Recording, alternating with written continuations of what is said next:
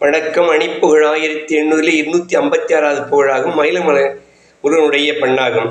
தனந்தத்தம் தான தனன தனந்தத்தம் தான தனன தனந்தத்தம் தான தனன தனதான நினைந்து கண் கூடென படும் அரும்பொற்பெண் தோழியரோடு நிதம் பக்கம் போயவர் முனம் மொழி பேசி நிறைந்த தன் போகம் அடைய பறந்து பண்பாடி மகிழ நிகழ்ந்த பண்பான அயனின் விதி போல புனைந்தொக்கும் காம மதனின் நிறம் பெற்றும் சேமம் எழுக புகும் பற்றன் பாருட்புறவு உயிர் பேண புறங்கப்பும் காயும் இதுவும் இறந்தச்சம் காணும் எனின் பொன்னெஞ்சிட்டும் பேரறிவுற